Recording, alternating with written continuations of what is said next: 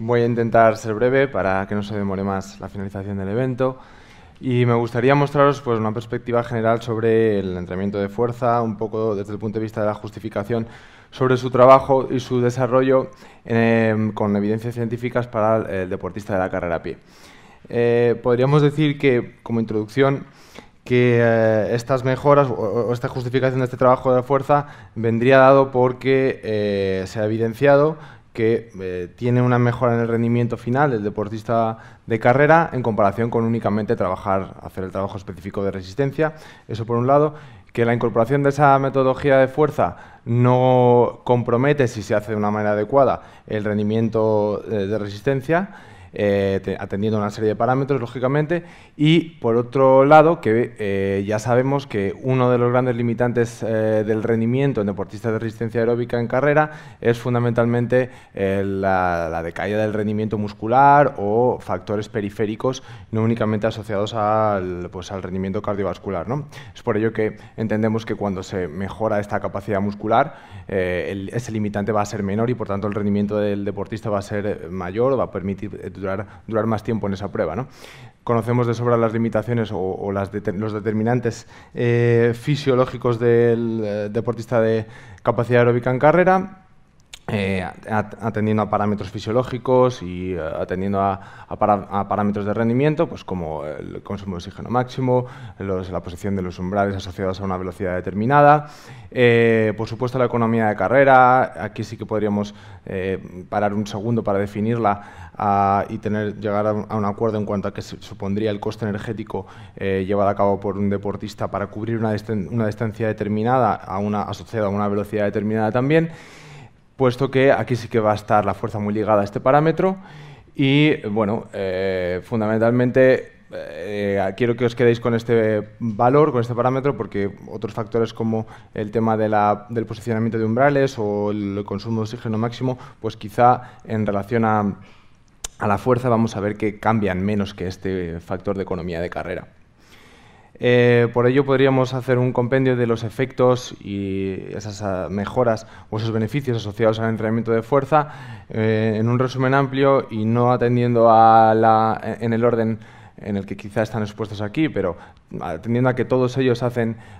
en común mención al factor de la economía de carrera como determinante final de mejora del rendimiento gracias a este trabajo de fuerza. Bueno, quizá podríamos decir que estos dos últimos no, pero en cualquier caso sí que están asociados también al rendimiento del deportista del corredor, ya sea pues eso, evitando que aparezca una lesión o incluso en un perfil determinado con una edad determinada y también dentro de un género determinado, pues evitar una sarcopenia puede ser de enorme importancia, ¿no? En cualquier caso, insistir en que esta justificación vendría dada de este trabajo de fuerza a no únicamente esas mejoras en la economía de carrera, sino también al hecho de que, como decíamos antes, uno de los factores limitantes en pruebas de larga duración especialmente es el factor muscular o el factor periférico. Entonces, ¿de qué manera podemos beneficiarnos de ese trabajo de fuerza en cuanto a la mejora de la economía de carrera? ¿Cómo ocurre esto? Pues tan sencillo como podríamos decir que mejorando esos picos de fuerza, mejorando esos niveles de fuerza después de ese trabajo que se haga de esta capacidad, el hecho de las demandas que va a tener ese deportista en el hecho de correr o en su disciplina deportiva van a ser simplemente pues, cuando apoya el pie en el suelo, ¿verdad? Cuando ese pie está en el suelo es prácticamente el único momento en el que va a poder desarrollar una fuerza y por tanto, suponiendo que su peso va a ser similar siempre, podríamos decir que esa fuerza que desempeña contra el suelo, pues, o ese impacto que desempeña contra el suelo va a requerir unos niveles de fuerza determinados. Por tanto, si esa fuerza, esos picos de fuerza máxima o esos niveles de fuerza máxima que el deportista ha obtenido por el entrenamiento han hecho que suban sus niveles de fuerza, podemos decir que, por tanto, esos impactos que el deportista desarrolla contra el suelo pues supondrán un menor coste energético porque suponen o representan un menor porcentaje de carga a desempeñar, ¿no?, en esas tareas de fuerza. Y esto un poco justificaría que haya un menor gasto energético y, por tanto, una mejora en la economía de carrera y mayor tolerancia a los impactos. Pero es que, además, esa mejora en esa mejora en los niveles de fuerza va a permitirle generar una potencia muscular mayor que se va a traducir también en una mayor velocidad de ejecución y en una mejora de pues de la potencia mecánica, ¿no? No solamente a nivel fisiológico o energético. Esto vendría dado pues, por adaptaciones que se fundamentan principalmente en cuanto al sistema neuromuscular. Evidentemente va a haber también adaptaciones puramente musculares, pero no aquellas que se relacionan con un aumento del tamaño del volumen de las fibras musculares, no aquellas que nos generen hipertrofia, que van a ser menos deseables. Por tanto, podremos decir que como adaptaciones atenderemos fundamentalmente al tejido neuromuscular o al sistema neuromuscular más que puramente al muscular, porque muchas de ellas van a tener que ver con de qué manera activo esa musculatura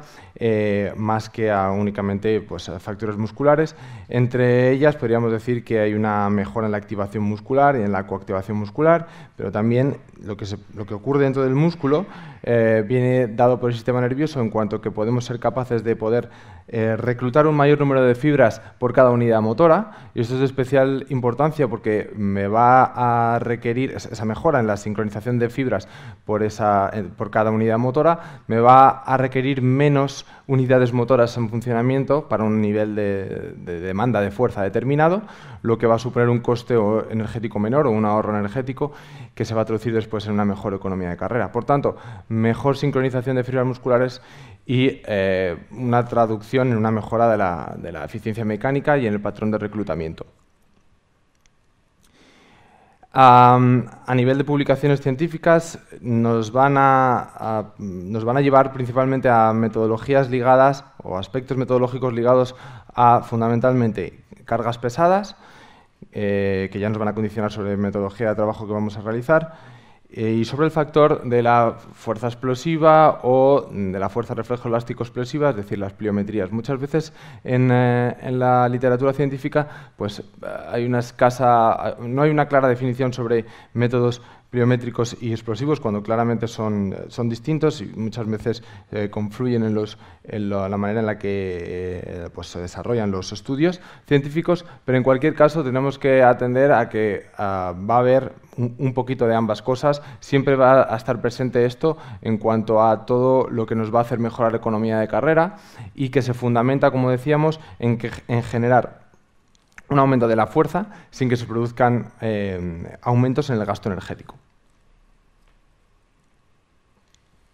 Y si profundizamos un poco más sobre, o diferenciamos dentro de lo que es el ámbito del rendimiento de resistencia aeróbica en carrera, en distintos perfiles de pruebas, podríamos diferenciar aquellas pruebas que están pues, por encima de los 30 minutos de duración, pruebas de larga duración,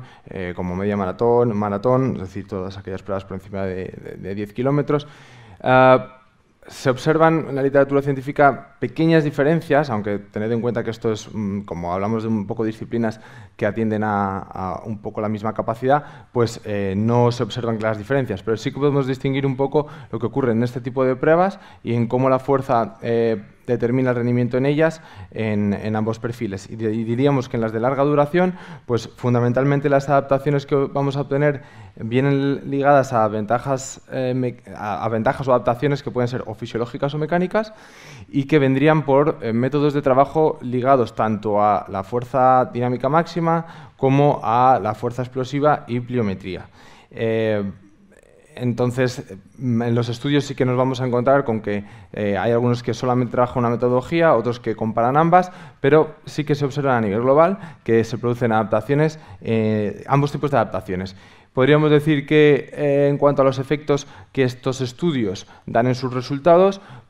principalmente destacan esas mejoras que decíamos en economía de carrera, pero también hay una clara mejora en test que se realizan en cuanto a test que se realizan hasta el agotamiento, asociados a velocidades, por ejemplo, por debajo del por debajo del segundo umbral o del máximo estado estable de lactato, es decir, ritmos asociados a medias maratones o incluso a maratones cuando se sitúan por debajo de esta zona que hemos hablado, con lo cual nos indican que estas mejoras ligadas al entrenamiento de fuerza pues tienen su sentido y claramente mejoran en lo que al deportista le interesa, que es el resultado final, ¿no? ¿Con qué tipo de protocolos? Pues en este tipo de consideraciones prácticas ligadas a pues, unas duraciones que siempre van a tener que ser mayores a 8 o 9 semanas. No significa que no puedan ser mayores a 16 semanas, significa que en los estudios normalmente ponen límites relativos cercanos a esa duración, pues porque al final es mucho más complicado sostener por circunstancias propias de la investigación, duraciones mayores que esto. Y que, lógicamente, también habría que introducir alguna serie de cambios para que sigan teniendo el mismo efecto. Pero, en cualquier caso, serían orientadas a este tipo de duraciones, con una densidad o una frecuencia de trabajo similar a esa, unas 2 sesiones a la semana, y con una presencia, como decía, de cargas que representen mayores al 80% para justificar esa metodología de la fuerza dinámica máxima, o dentro de lo que tradicionalmente se ha considerado fuerza dinámica máxima, que ya sabemos que ahora no va únicamente relativo al porcentaje de carga,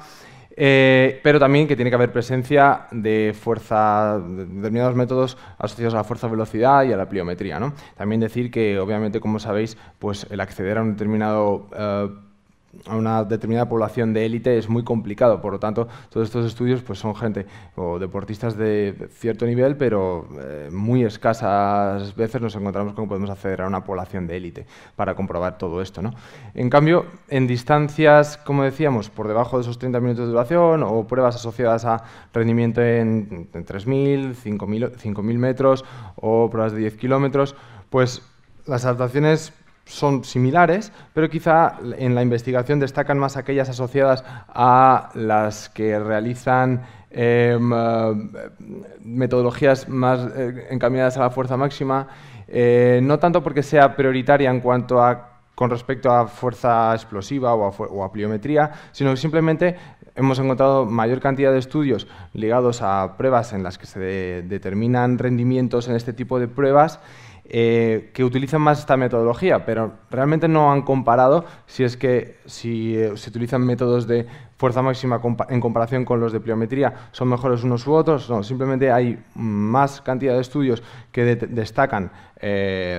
pues mejoras ligadas a este tipo de trabajo que en el caso de otro tipo de metodologías, pero ya os digo que muchos de ellos no se comparan cuál es prevalente en relación a pues, trabajar únicamente con cargas pesadas o trabajar con únicamente cargas bajas y altas velocidades de ejecución. Probablemente la respuesta está en la combinación de ambas, ¿no? Pero sí que se sabe que las adaptaciones en este caso, para este tipo de poblaciones, pues se fundamentan más quizá en adaptaciones puramente mecánicas. ¿Por qué? Pues porque aquellas fisiológicas que vamos a ver a posteriori, que están más asociadas con la economía de carrera o la mejora de la economía de carrera, tienen una menor relevancia en pruebas de esta duración tan corta. Sin embargo, sí que se ven resultados donde se mejora claramente los test de ritmo o los test de tiempo en pruebas específicas, pues de eso, de 3 kilómetros o de 5 kilómetros. Las consideraciones en cuanto a los protocolos de trabajo son bastante parecidas, no hay mucha diferencia. En cuanto a duraciones, frecuencia semanal, quizá podríamos justificar alguna frecuencia semanal un poquito mayor, o justificar pequeñas cuñas de trabajo ligadas a la pliometría mayor que en deportistas donde van a tener pruebas más largas y a lo mejor las fuerzas de contacto con el suelo son menores, requieren menos cantidad de trabajo pliométrico. Eso ya es pormenorizar un poco más, pero lo que sí que también se ha visto es que en este tipo de perfiles de población también se sustituye parte del trabajo específico de resistencia por trabajo de fuerza, es decir, no se mantiene cuando se comparan grupos que solamente entrenan resistencia y grupos que entrenan concurrente o que solo entrenan fuerza, pues no se mantiene el mismo trabajo de resistencia para los que solo hacen resistencia a el grupo que hace concurrentes. Normalmente también aparece alguna disminución que no hace que empeore el rendimiento, todo lo contrario, normalmente incluso siguen encontrándose rendimientos superiores a antes de haber iniciado este trabajo de fuerza. En cualquier caso, para ambos tipos de perfiles de atletas o de pruebas en las que participan, encontramos adaptaciones similares, como decíamos, aquellas que se ligan más a las mejoras mecánicas o a las mejoras de la técnica de carrera, pues obviamente obtenemos unas mejoras ligadas a este perfil de técnica de carrera, pues ya sabéis, mejoras en cuanto a una mayor frecuencia, perdón, a una mayor longitud de zancada, una menor frecuencia de zancada, a una menor oscilación vertical del centro de gravedad, a unos menores picos de reacción de fuerzas verticales contra el suelo, es decir, una mayor transducción de la fuerza hacia el desplazamiento horizontal, a un tiempo de vuelo más largo, que también se relaciona con una mayor perfusión, es decir, una mejor recuperación en esa fase aérea del ciclo que posibilita pues, cierta recuperación en esa fase con respecto a cuando está el pie en apoyo. Y a menor velocidad, a menor variación en la velocidad en la fase de apoyo, ¿no? Todos esos aspectos que mejoran la técnica de carrera. Por otro lado, también mejoras en la fuerza y en la potencia aplicada, principalmente ligadas a la mejora en la rigidez musculotendinosa, a ese stiffness muscular o tendinomuscular, que va a tener mucha implicación en la mejora de la economía de carrera y en el entrenamiento pliométrico, y a ese reclutamiento y sincronización de unidades motoras que ya habíamos adelantado antes. En cuanto a cambios fibrilares, esto es muy importante, lo veíamos o lo introducíamos en esas mejoras o ventajas fisiológicas cuando hablábamos de atletas de pruebas de larga duración, y es que se ha demostrado una cierta mutación de fibras tipo 2X hacia fibras tipo 2A, es decir, una conversión de fibras hacia una mayor hacia fibras más oxidativas, lo que va a favorecer en que haya una un lentecimiento, perdón, un retraso del agotamiento, o un mayor tiempo hasta el agotamiento, porque precisamente utilizamos fibras que son pues, energéticamente más ventajosas, a nivel de que pues, nos van a retrasar la participación de las glucolíticas y, por tanto, esa mayor generación de acidosis y esa limitación en el rendimiento. Y también un aumento en los niveles de fuerza de las fibras, precisamente estas las más oxidativas, las tipo 2A o las fibras tipo 1, lo que generan que podamos tirar de estas durante más tiempo y que la necesidad de reclutar aquellas que son más glucolíticas, es decir, las tipo 2B, pues sea un poquito más adelante y, por tanto, esto mejora a efectos prácticos ese consumo energético. En cuanto a consideraciones metodológicas, muy a grosso modo, de forma general, que ya lo habíamos anunciado anteriormente, pues duraciones de este tipo, ya os he adelantado que no es porque por encima de este tipo de duraciones no sea conveniente trabajar la fuerza, sino que básicamente nos va a justificar una periodización del trabajo, porque el mantener una misma metodología de entrenamiento no produciría mejoras. Unas intensidades de carga asociadas a un determinado porcentaje, aunque ya habéis visto por lo que han adelantado mis compañeros, que no es la única manera de poder medir la intensidad. Pero bueno, en los estudios, lógicamente, durante muchos años, pues esto se ha hecho así y es donde más evidencias tenemos con este tipo de metodologías en las que están basadas a porcentajes de carga en función de la RM. Y también decir que en cuanto al volumen de 3-5 series, con esa intensidad de carga o con ese perfil de repeticiones por serie, también no estamos atendiendo a todo el concepto de intensidad de carga interna, porque como por ejemplo nos comentaba Luis, hay que tener en cuenta que esa intensidad de carga en relación a número de repeticiones va a depender de que sean repeticiones que muchas de ellas no se completan hasta el fallo muscular. Luego hablaremos sobre esto. Una frecuencia de, ya os he dicho, ya os he adelantado, 2-3 sesiones a la semana, con unas recuperaciones en las que, bueno, ya ha comentado Luis también la justificación de este parámetro de rendimiento, del tema de la recuperación, que pueda justificar pues, una completa recuperación del sistema nervioso. Por lo tanto, será un factor muy a tener en cuenta. En cuanto a la selección de ejercicios, pues debemos tener en cuenta que tengan que ser ejercicios que tengan, lógicamente, mucha transferencia a la carrera. Por tanto, atenderemos a ejercicios principalmente de miembros inferiores, principalmente ejercicios multiarticulares y especialmente interesantes aquellos de cadena cinética cerrada. Pero no significa que exclusivamente tengamos que usar este tipo de ejercicios, porque obviamente de manera auxiliar o complementaria tendremos que utilizar otros que pues, nos ayuden a a completar todo el proceso de entrenamiento, a equilibrar, pues eso, a recuperar déficits que nos encontremos en determinados casos. También tendremos que tener en cuenta el equilibrio entre hemicuerpos a la hora de poder también utilizar este tipo de ejercicios complementarios. Por lo tanto, pues, tendrán que aparecer en algún momento, aunque no sean los especialmente relevantes. En cuanto a la velocidad, nos vamos a quedar con que, para simplificar el asunto, tengamos que tener siempre claro que hay un desempeño de la fase concéntrica con la mayor velocidad posible, aunque esto evidentemente va a depender del periodo en el que estemos trabajando la fuerza y de la propia metodología de entrenamiento de la fuerza en cada ciclo. Pero bueno, podríamos utilizar esa consigna como a modo general. Y también otro factor que habría que tener en cuenta es la selección de ejercicios y el tipo y la manera en la que los ordeno a lo largo de la sesión. Autores como, por ejemplo, Balsalobre, Vadillo o Jordán Santos, pues ya han empezado a trabajar sobre por qué se justificaría que se ordenen los ejercicios de una determinada manera, atendiendo a que situaríamos en primer lugar en aquellos en los que se accede a una menor velocidad de ejecución, pero no por el hecho de que el deportista tenga que efectuarlos o realizarlos de una manera más lenta, no, simplemente es porque normalmente vamos a colocar en ese inicio de la sesión aquellos que requieren unas cargas más altas, más pesadas y por tanto el resultante de velocidad va a ser menor. Sin embargo, la propia voluntad del deportista va a seguir siendo de un levantamiento igualmente enérgico, igualmente de una velocidad intencional máxima. Lo que ocurre que obviamente hay que situarlos al principio de la sesión porque requieren que el sistema nervioso esté más fresco y sería un error a la hora de poder reclutar el mayor número de fibras el situarlos o posicionarlos al final de una sesión cuando ya hay una fatiga central importante, ¿no? Entonces es por ello por lo que justificaríamos el orden de esta manera. También en cuanto al orden,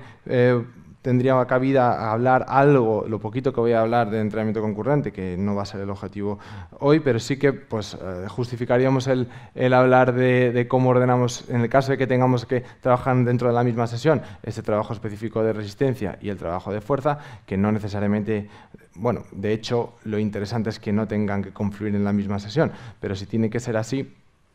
pues situaríamos antes el trabajo específico de resistencia antes que el de fuerza. Os he dicho, no es que lo principal o lo más interesante es que no se sitúen en la misma sesión. En cualquier caso, si lo situamos en la misma sesión, también podemos beneficiarnos en algunos casos de algo interesante, como es una mejora en la biogénesis mitocondrial,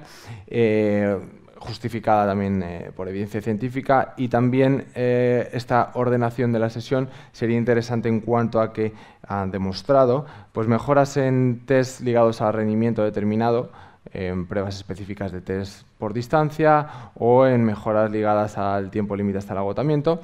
Sin embargo, pues el orden inverso ha justificado que obviamente haya una mayor fatiga por un daño muscular previo en ese entrenamiento de fuerza a la hora de poder realizar el entrenamiento específico de resistencia. En cualquier caso, pues esto, los que hayáis podido ya adentraros en él, es un ámbito que requiere de mucha más profundidad de análisis porque requiere el saber específicamente los criterios de intensidad y de volumen que se trabajan para ambos tipos de tareas, para la de fuerza y para la de resistencia, en relación a poder limitar el número de interferencias o, por el contrario, de aprovechar esas mejoras en lo que no son interferencias y lo que son ventajas. Dentro de recomendaciones, lo que avanzaba anteriormente en cuanto a qué tipo de ejercicios o a qué tipo de contenidos tendríamos que utilizar en ese trabajo de fuerza, pues simplemente volver a recordar que al final lo que tiene que haber es una cierta especificidad para que podamos enfocar ese trabajo de fuerza a nuestro deportista. Obviamente tiene que ser un trabajo específico cuando ya se tiene una base. Ese trabajo específico va a requerir que no todos los ejercicios de fuerza, incluso dentro del mismo, dentro de que sean ejercicios para el tren inferior, por ejemplo, de igual unos que otros. ¿Qué justificaría el uso de unos contenidos o unos ejercicios en favor de otros? Pues obviamente aquellos que se parezcan más a la dinámica en la que luego el deportista va a desempeñar o va a desarrollar la fuerza en su prueba. ¿Esto qué quiere decir? Pues que si el deportista va a desempeñar esa fuerza con el pie en el suelo va a necesitar que los ejercicios estén más asociados a los de cadena cinética cerrada, pero además si hay una fase, si hay una impulsión que requiere de una triple extensión, como lo que comentaba Marcos antes, de tobillo, rodilla, cadera, pues lógicamente ejercicios que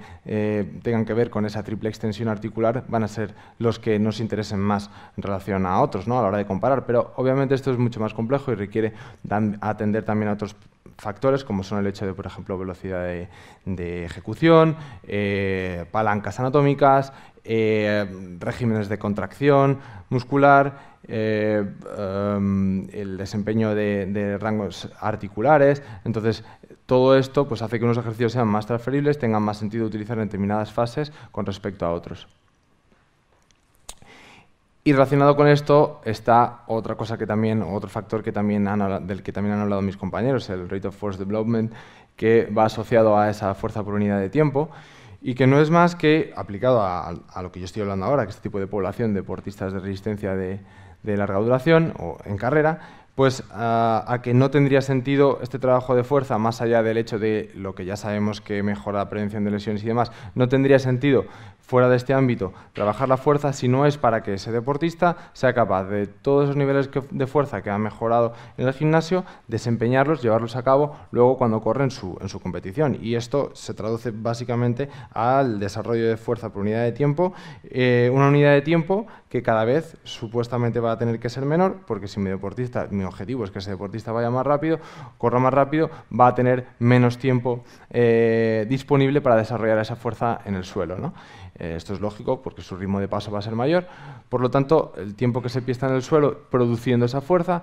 teóricamente va a tener que ser menor. Con lo cual, si esa capacidad del deportista para esos niveles de fuerza no es capaz de traducirla luego con el pie en el suelo, nos va a valer de poco. Ya os digo, nos va a valer pues, para otros temas, a nivel prevención de lesiones o a nivel compensación o salud, o reforzar también esa musculatura de cara a lo que decíamos antes, que sea un factor menos limitante en el rendimiento. Pero no estaremos sacando todo el partido posible a esta capacidad. Por tanto, siempre tenemos que tener esto en cuenta y debemos de saber luego cómo poder llevar a cabo el que esto sea posible en el asfalto o en la pista. Y por tanto, esto justifica que tenga un sentido el que haya distintas fases, es decir, esa periodización tiene sentido luego cuando vamos a poder aplicar esa fuerza de diferente manera según avanza el rendimiento de ese deportista o el desarrollo de ese deportista durante una temporada.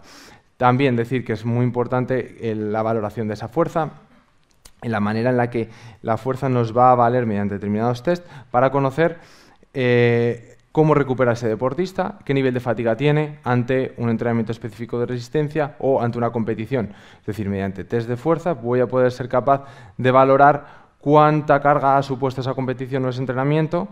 en relación al daño muscular que ha generado o a la fatiga en el sistema central que ha generado, que se traduce en un rendimiento determinado en unos test de fuerza. Pero a su vez, lógicamente, también deberemos valorar esas mejoras de fuerza que se están dando fruto al entrenamiento de la misma con la propia test específicos de fuerza que nos indiquen si vamos por el buen camino o no de cara pues, a que haya que hacer alguna modificación en el proceso de entrenamiento, ¿no? Eso como con cualquier otra capacidad, pero insisto, es muy importante, y os invito a que investiguéis un poquito en este tema, el hecho de que es algo reciente que por determinados test de salto es muy interesante ver de qué manera el deportista recupera ante cargas de entrenamiento, no de entrenamiento de fuerza, sino del entrenamiento que realmente le genera, del que tiene más volumen a lo largo de la semana el deportista, que es su entrenamiento específico de resistencia o la propia competición. En cuanto a valoración también, pues lógicamente indicar que habría que valorar diferentes manifestaciones de fuerza para ver que se van cumpliendo esas etapas y se va adquiriendo esos objetivos con el que el deportista supuestamente va a tener que hacer frente en cada etapa, en cada periodo, con diferentes manifestaciones de fuerza y por tanto diferentes contenidos que podríamos llevar a cabo tanto para entrenar esa manifestación de fuerza como para poder valorarla. Por tanto, no tendría sentido que utilizáramos los mismos ejercicios y los mismos test para valorar diferentes manifestaciones de fuerza, porque no nos valdría. Igual que nos ha comentado Marcos que esos levantamientos tienen un sentido en relación a el poder producir unos niveles de fuerza o de potencia determinados, pues no utilizaría, o al revés, perdón, sí utilizaría uno de esos test que implican levantamientos olímpicos para valorar, pues, por ejemplo, manifestaciones de fuerza ligadas a la potencia máxima, ¿no? Entonces, cada test va a tener cada manifestación de fuerza va a tener su test o sus ejercicios más en relación a ellos, ¿no? Fijaros, aquí también hago mención a un factor que ha comentado Marcos, el tema de cómo puedo sacarle partido a esos levantamientos. Hablo de una población muy específica, son deportistas de resistencia aeróbica, no son alteras, entonces vamos a tener que usar determinados derivados de esos levantamientos que nos van a ser más rentables de cara a ese ratio de riesgo-beneficio, poder beneficiarnos de él y utilizar aquellos que sí que vamos a sacarle más provecho. Por ejemplo, en el tema de levantamientos, quedarnos con las variantes de pull y no utilizar ejercicios que impliquen el catch, porque primero, a no ser que nos encontremos con un deportista que previamente ya los ha practicado antes, que el aprendizaje técnico va a ser súper costoso, y después pues también va implícito un mayor riesgo de lesión y no una clara beneficio del uso de ese tipo de movimientos, ¿no? También destacar que habría que utilizar en algunos casos pues, test de valoración unilateral que también pues, obviamente son necesarios y que no están siempre implícitos con este tipo de manifestaciones cuando valoramos la fuerza de cada una de ellas. También tiene mucho sentido el hablar de fuerza, de una manifestación de fuerza más ligada a la fuerza-resistencia en cuanto a la mención principalmente de dos contenidos o dos medios, mejor dicho, que sería el entrenamiento por cuestas o con cuestas y el entrenamiento de arrastres. Entonces, ambos nos van a poder llevar hacia esa mejora de la fuerza a lo que sería más específico o a esa transferencia hacia lo que hablábamos del RFD anteriormente, puesto que obviamente el deportista está